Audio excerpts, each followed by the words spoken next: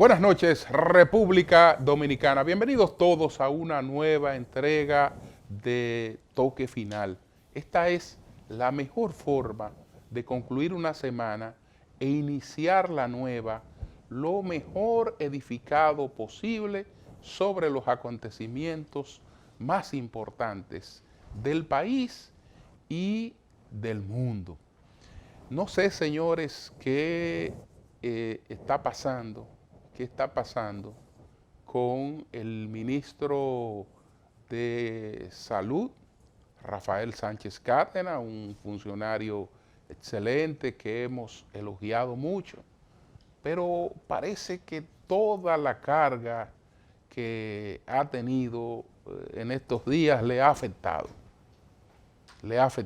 porque ha estado actuando de manera muy errática. Va a un programa de televisión, dice que Gonzalo Castillo no ha entregado las ayudas estas en pruebas rápidas que se comprometió a entregar para él mismo, porque no es que otra gente ha dicho una cosa, para él mismo desmentirse al día siguiente en una rueda de prensa, decir, no, eso no era correcta esa información. ¿Y cómo a usted se le puede pasar por alto una cosa como esta y en estas circunstancias? Después resulta que los informes sobre los casos hasta de muerte, aquí hay centros que se están dilatando hasta 3 meses para entregarlo. ¿Y cómo es posible que ocurra una cosa así? ¿Cómo es posible que ocurra una cosa así? Bueno, el caso es que este señor da una rueda de prensa todos los días, que el gobierno la ha organizado muy bien, de manera que todos los medios tienen acceso a la participación, se transmite de manera que todos los medios la puedan reproducir, y de repente esta semana él decidió hacer eso de manera exclusiva para un medio, exhortando a los otros a que se encadenen con ese medio. Pero venga acá, señor, y usted tiene derecho a irrespetar de esa manera el trabajo de los medios de comunicación. Usted tiene derecho a irrespetar de esa manera el trabajo de los medios de comunicación, no porque porque los medios siempre tenemos exclusiva y tenemos una que otra cosa, pero, señor, eso es una metida de patas. Él no está bien. En verdad que él no está bien. Porque eso no tiene ningún tipo de explicación lógica. Y en una circunstancia como esta, en la que nos encontramos, pues usted de repente decide salir a dar patadas y de consideración, sin que haya pasado nada para que eso se produzca. Pero venga acá. Bueno, por otra parte, no es cierto, y eso lo aclaró esta semana en forma categórica en El Sol de la Mañana el ministro de Educación, el ministro Peña Mirabal, de que se vaya a suspender la tanda extendida. No hay esos planes, por lo menos en lo que es el gobierno del presidente Danilo Medina, no hay esos planes. Y si ganara Gonzalo Castillo en su programa, lo que está contemplado es el afianzamiento y profundización de la tanda extendida. Es decir, que eso es un invento. Ahora hay una serie de propuestas que tienen que ver con la situación esta de crisis, pero esta crisis se supone que es una crisis pasajera. Después nosotros tendremos que ir a nuestra tanda extendida con COVID y con las medidas del lugar para enfrentar el COVID. Los niños cuando tengan que irán con mascarilla, lo que fuere, pero no es verdad que hay planes de suspensión de la tanda extendida.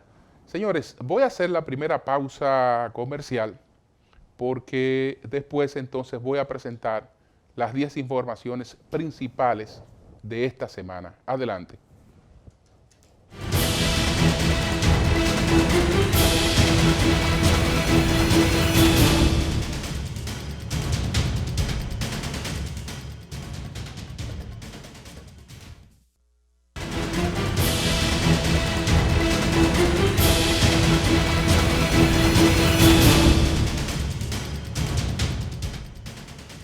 Bien, señores, en el país y en el mundo, en estos momentos, la pandemia de COVID-19 recrudece.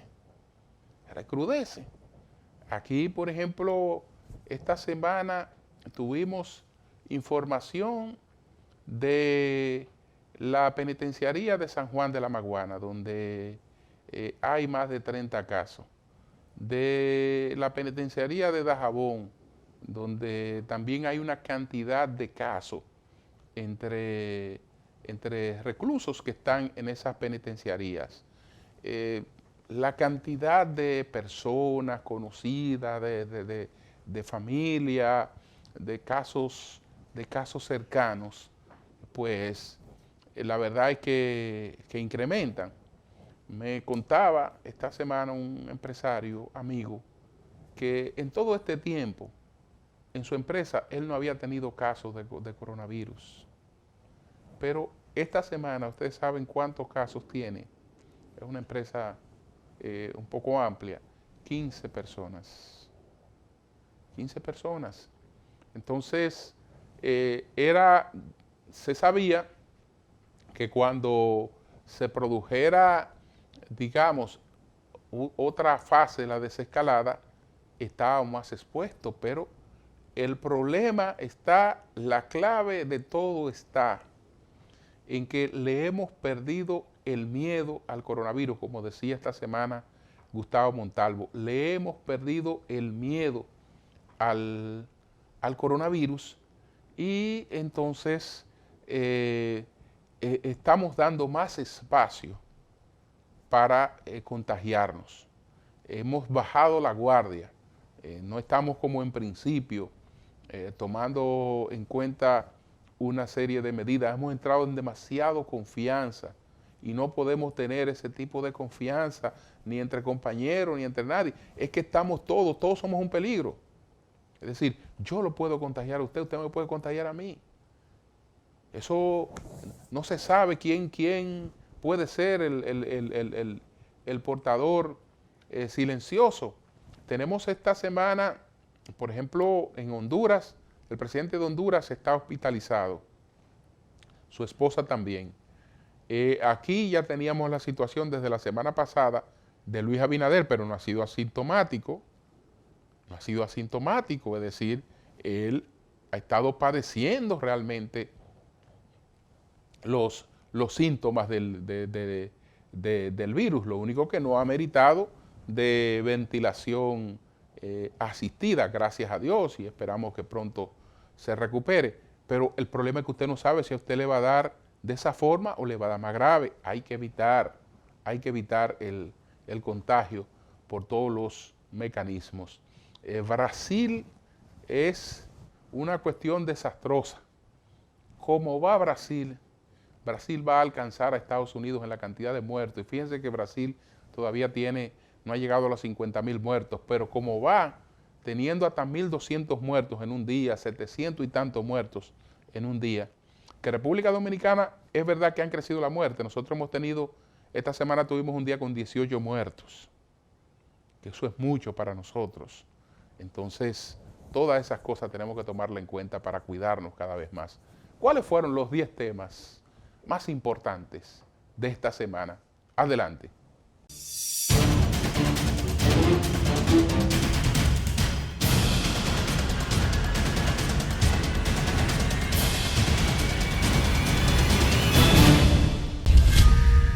Luego de una reunión del Comité de Emergencia para combatir el COVID-19, su director ejecutivo Amado Alejandro Báez dijo que habían recomendado al presidente Danilo Medina no pasar a la fase 3 de la desescalada.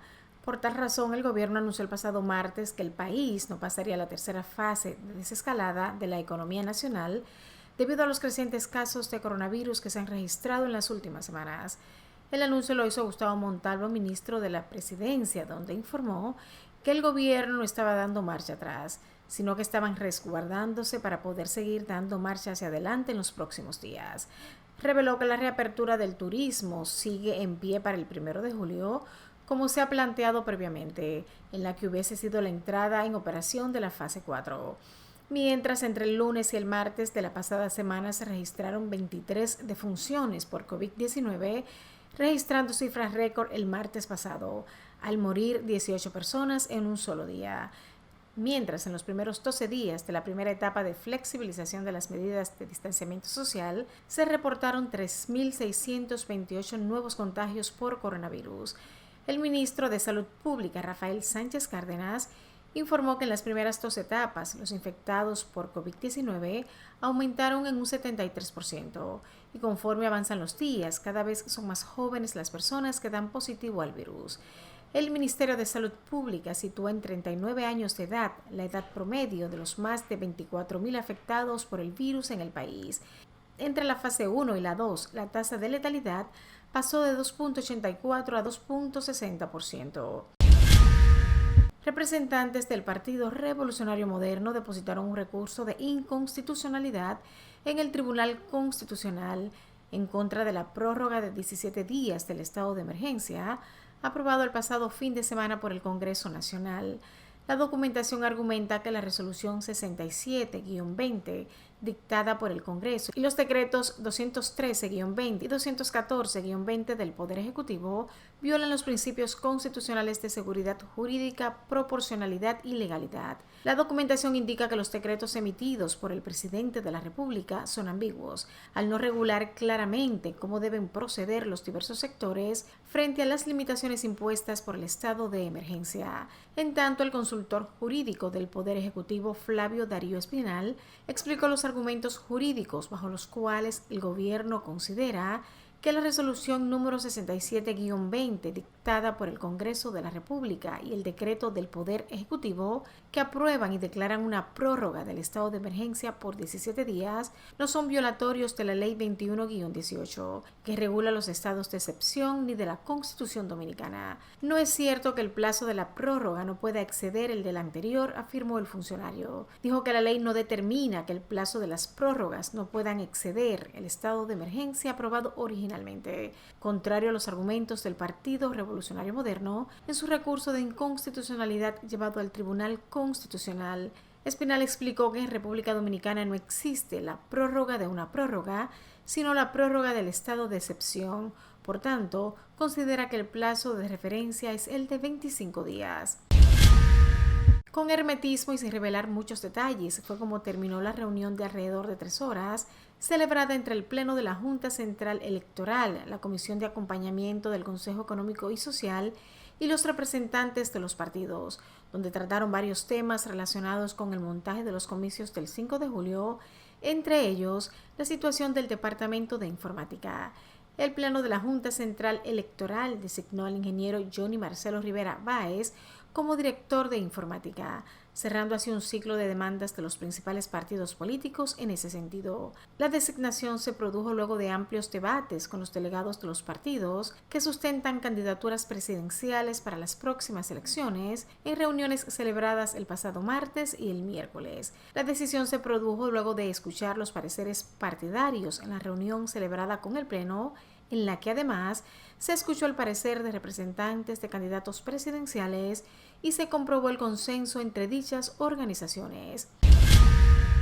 El candidato presidencial por el Partido Revolucionario Moderno, Luis Abinader, dijo que el gobierno le entregó un certificado de buena conducta al exdirigente político Yamil Abreu Navarro, acusado de ser líder de una organización criminal vinculada al cartel de Sinaloa y que ha sido pedido en extradición por los Estados Unidos. Abinader señaló que el gobierno es el culpable de no investigar a personas vinculadas con el narcotráfico y que su partido no posee un sistema de investigación para conocer detalles de una persona. La pasada semana, la Dirección Nacional de Control de Drogas acusó a Abreu Navarro de supuesto tráfico de drogas en Nueva York desde al menos el año 2002. De acuerdo al expediente de las autoridades estadounidenses, establecen que esta red internacional tiene incidencia en México y Estados Unidos, con vínculos con el cartel de Sinaloa, y desde el país dirige una red de narcotráfico transnacional radicada en la zona sur, específicamente en Padre Las Casas, en Azua. Abreu Navarro también es vinculado a la muerte de Robinson Giancarlos de los Santos.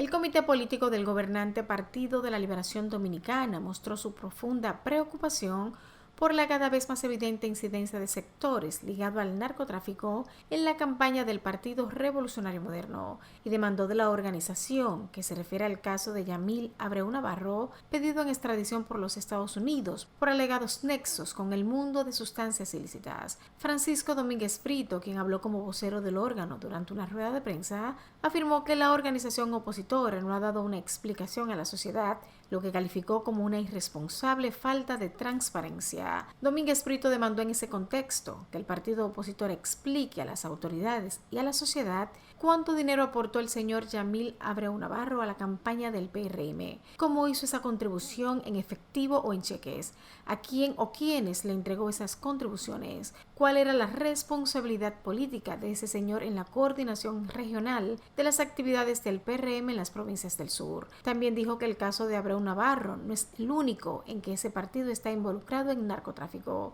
Hay denuncias tanto en el país como en el exterior de la presencia de personas vinculadas al negocio ilícito de las drogas en las actividades políticas y electorales del PRM, en las provincias de Atomayor, El Ceibo, Santo Domingo, Duarte, María Trinidad Sánchez, Azua, Barahona, Valverde, La Vega, Santiago, La Romana, entre otras, acotó el ex procurador general de la República. El coordinador de campaña del candidato presidencial del Partido Revolucionario Moderno, Luis Fulcar, citó el alegado historial de las supuestas anomalías que han ocurrido durante los gobiernos que el Partido de la Liberación Dominicana ha dirigido al país. Durante una rueda de prensa junto a varios dirigentes del PRM, Fulcar manifestó que el ex procurador de la República, Francisco Domínguez Brito, no tiene moral para acusar cuando fue él mismo que aceptó haber descubierto que su gobierno tenía complicidad con el narcotraficante conocido como César el Abusador y que durante su gestión como procurador se hizo de la vista gorda ante escándalos hechos de corrupción. Fulcar calificó como acto de hipocresía y desatino que miembros del comité político del PLD lanzaran acusaciones falsas, rehuyendo al reto que le hizo el PRM de que organismos internacionales hagan una investigación seria e independiente sobre el dinero del narcotráfico en la República Dominicana. Asimismo, indicó que los funcionarios del gobierno más corruptos en la historia no pueden negar su absoluta responsabilidad por el incremento del narcotráfico en los últimos años.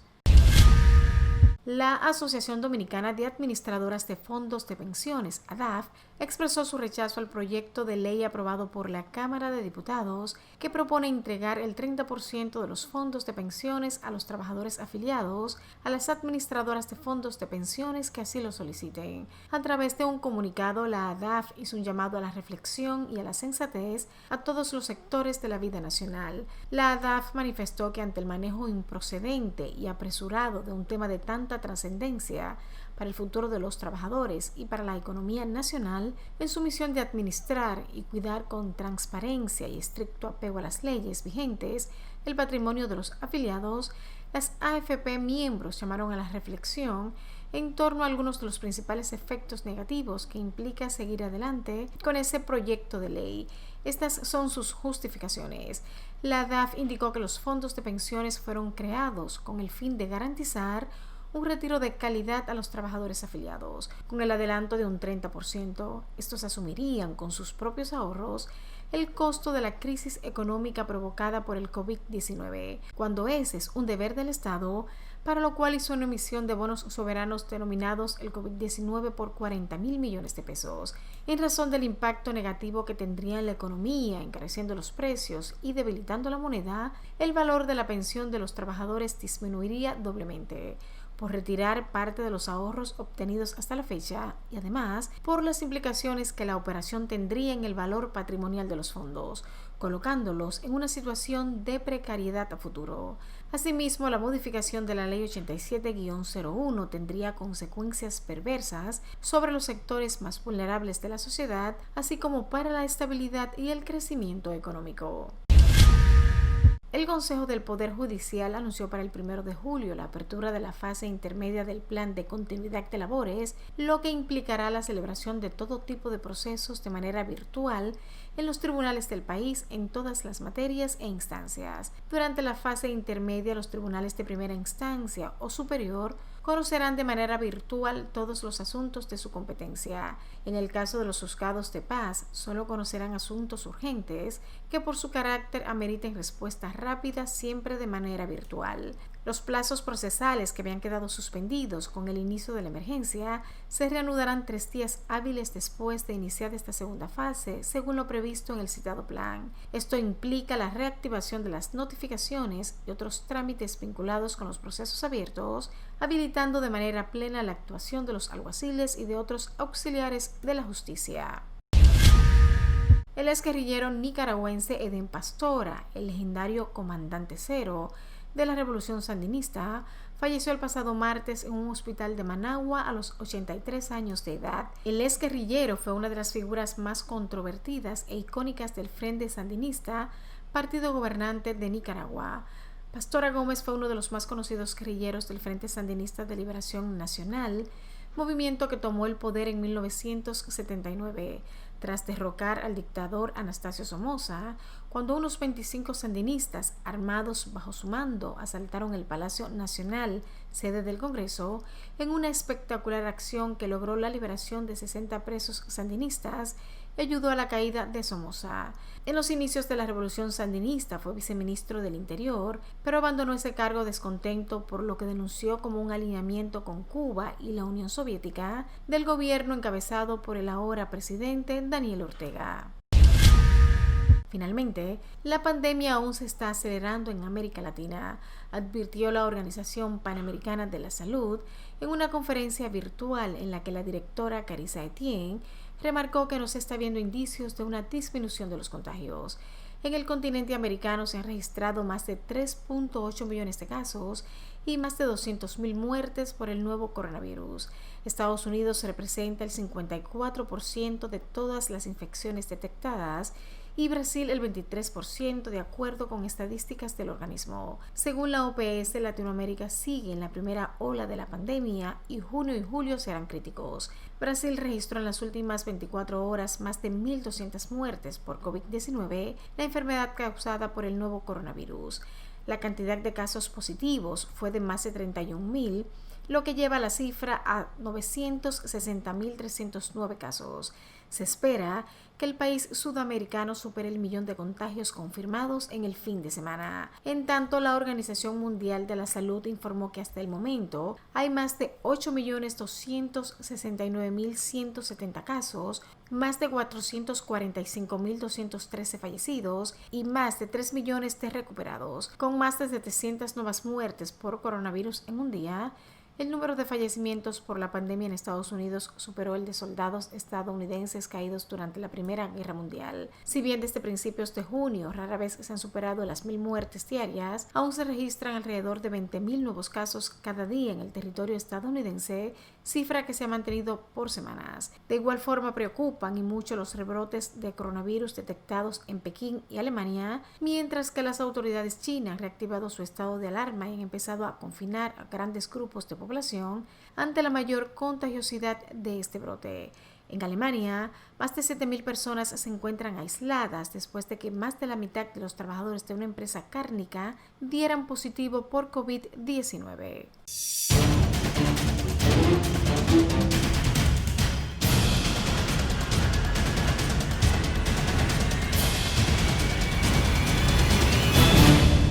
Bien, señores, vamos a hacer una pausa. Retornamos en breve. Adelante.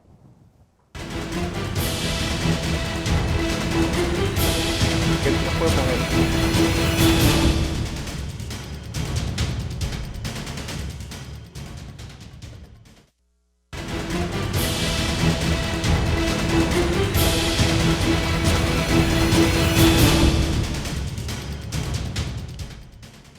Señores, hoy estamos a 14 días de las elecciones.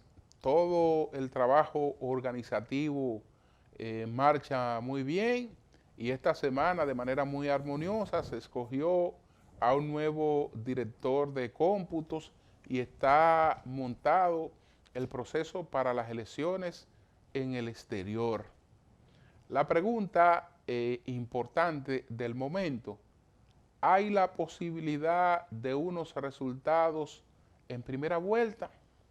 Ya hemos analizado en otros comentarios la variación que se ha producido en el panorama político, en el cuadro político electoral, que ha sido reconocida de una u otra manera por el sector de Luis Abinader. No solo en encuestas, sino en una afirmación reciente que hizo pues Jorge Fulcar, que está muy de moda Fulcar, por aquel video que grabó, aquel mensaje llamando a votar por Yamil Abreu Navarro, el que está pedido en extradición, acusado de formar parte del cártel de Sinaloa. Pero además, él habló de que en las 3 primeras semanas de la pandemia, Gonzalo subió 8 puntos y que Luis bajó 4. Aunque ellos no lo reflejaban en las encuestas que publicaban, están admitiendo que Luis había experimentado un descenso.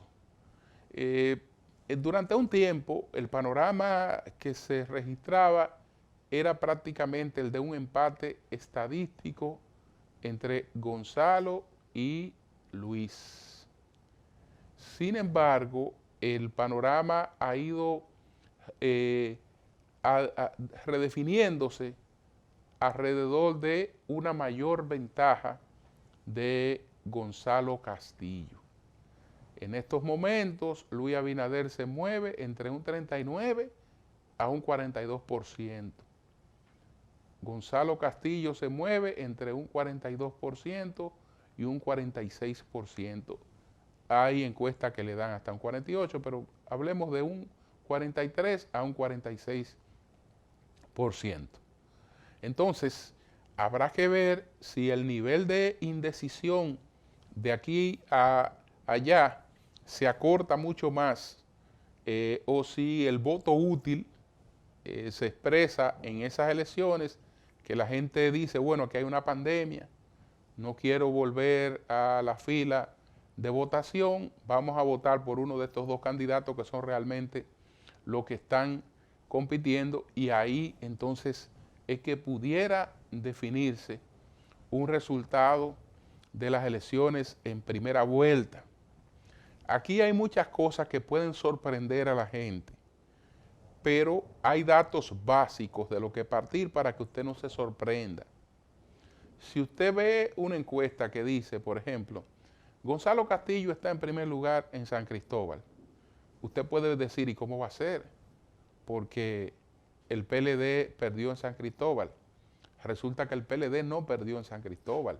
El PLD perdió en el municipio cabecera de San Cristóbal, pero en lo que fue el consolidado de la provincia, el PRM sacó un 40% y el PLD un 46%. Es decir, que desde marzo ya el PLD estaba ganado en la provincia. Eso quiere decir que gana el senador y gana el candidato presidencial.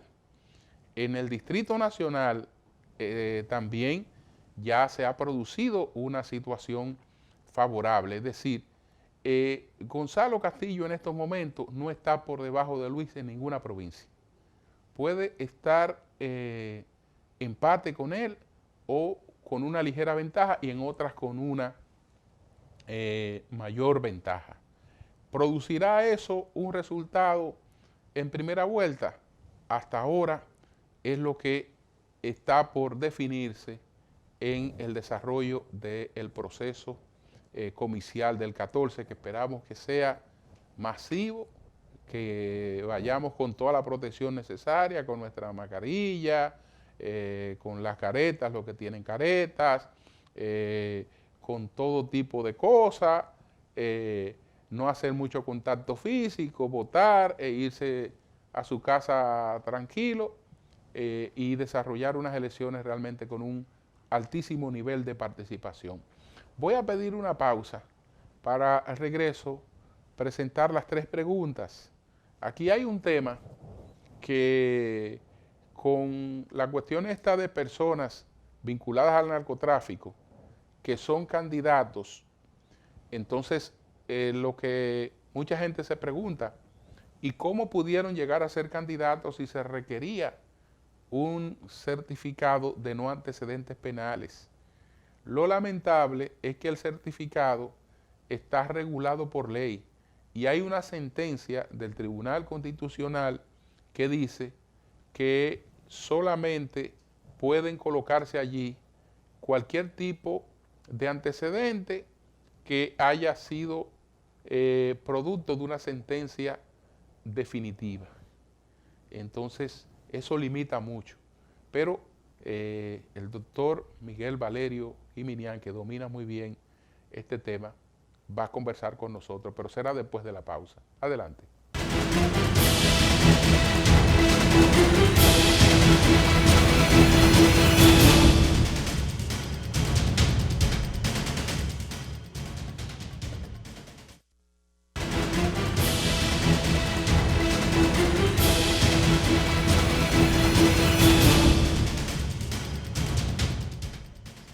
Bien, señores, vamos entonces a presentar inmediatamente las 3 preguntas.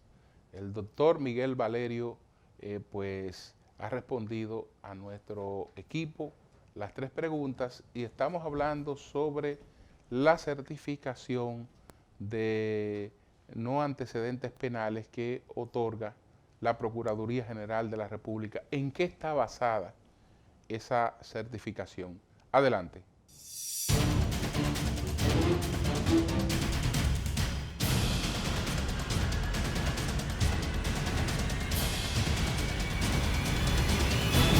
¿Está usted de acuerdo con que una certificación de no antecedentes penales obvie los procesos investigativos a los casos judiciales en los que pudiera estar involucrado el solicitante, amparado en la protección de la presunción de inocencia? La Constitución de la República Dominicana establece que los antecedentes penales pueden ser realizados a partir de que se dicta un auto de apertura a juicio.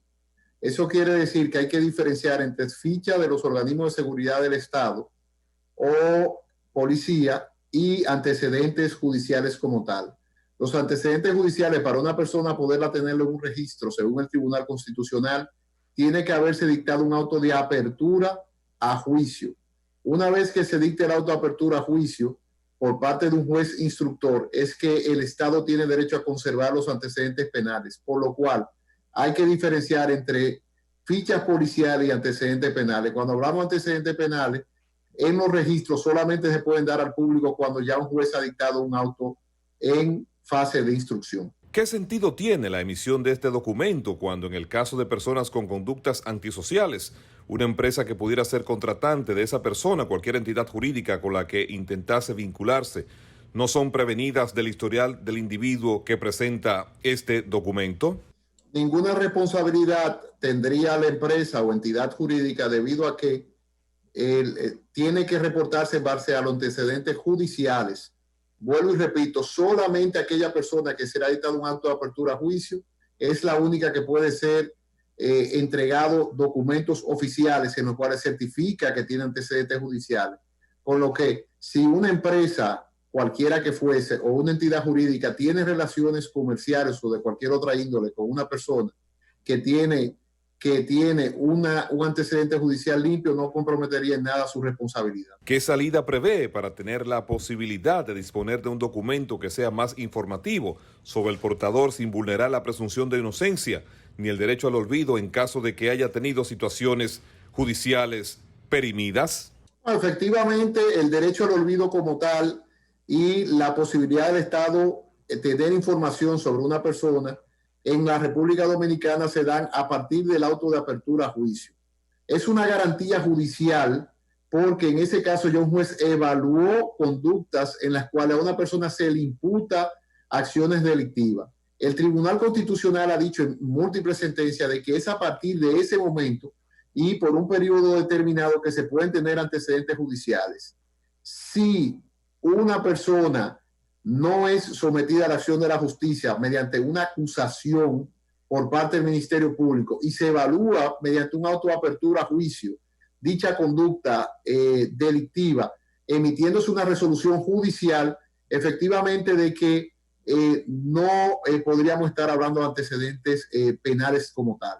En ese sentido es importante que cualquier persona que sea fichada por el Estado Dominicano en registros públicos se parta ya del auto de apertura a juicio. Yo entiendo que es la única garantía que podemos tener de que se ha realizado una investigación y el Estado consideró que había mérito suficiente para poder imputar a una persona, y esa imputación realizada por el Ministerio Público es evaluada por el juez instructor, siendo la única garantía que pudiera tener cualquier persona de que efectivamente se realizó una investigación seria sobre un determinado personaje.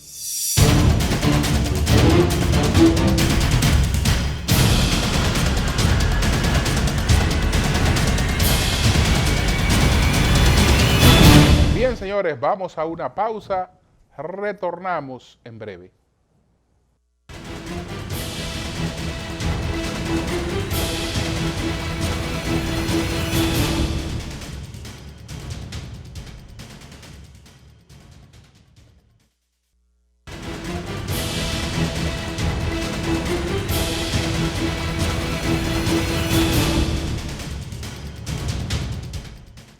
Bueno, señores, esta semana, en relación con el caso de Yamil Abreu Navarro, que está en tramitación de extradición hacia los Estados Unidos, que se está conociendo en la justicia, surgió la información de que su esposa, la señora Albalidia Agramonte Melo, pues era vocal de la Junta Municipal de Padre Las Casas, recomendada por el Partido Revolucionario Moderno, por el PRM. Resulta que después de la persecución de su esposo, ella no ha vuelto, se está en espera de que presente la renuncia, etcétera, etcétera. El caso es que ella había sido recomendada para ser parte de la Junta Municipal de Padre Las Casas por el Partido Revolucionario Moderno. La situación con este caballero es que la respuesta que ha dado el Partido Revolucionario Moderno, en principio dijo el presidente, bueno, pero es que en el PLD también hay narcotraficantes, es decir, admitiendo que ellos tenían. ¿Cuál es la diferencia? Bueno, hasta ahora yo no conozco de ningún candidato a senador del PLD, de ningún candidato a diputado, de los que fueron candidatos a la alcaldía, que sean personas con vinculaciones con el narcotráfico. En el PRM hay personas que han sido deportadas después de haber cumplido condena por narcotráfico en los Estados Unidos. Hay personas que han tenido expedientes de drogas, de lavado de dinero, etcétera, en Estados Unidos, como es el caso del candidato a senador por la provincia Duarte, y esas cosas son realmente pues innegables. Lo que ese partido se está creando es muy destructivo, porque una cosa es que tú buscas ganar, y para ganar tú coges a cualquier persona. Si esa persona tiene dinero, puede hacer el trabajo político, pues perfecto, que venga. Pero uno se da cuenta que en la vida el asunto no es ganar solamente, porque cuando tú ganas, entonces tú necesitas gobernar. Y después que tú ganas, tú quieres seguir avanzando. Seguir avanzando. Dicen que es tan difícil luchar por conseguir lo que uno quiere. Es tan difícil como incluso llegar a alcanzar lo que uno quiere. Cuando uno llega a alcanzar lo que uno quiere, también se encuentra ante la dificultad de que cómo usted sustenta eso. Entonces usted se imagina lo difícil que le sería gobernar a un partido que tiene una cantidad de personas que evidentemente Estados Unidos la va a objetar y en algún momento le va a sacar algún tipo de expediente. Y esos tipos de expedientes después mantienen a los presidentes realmente muy maniatados en cuanto a las cosas que pueden hacer, además de que si sabemos que lo que esa gente hace es dañar a los jóvenes, es dañar su salud, es realmente crear un clima de criminalidad y de delincuencia. ¿Usted cree que se puede propiciar cambio acompañado de ese tipo de personas? Me parece que no. Señores, gracias. El próximo fin de semana estamos aquí en otra entrega de Toque Final, si Dios lo permite.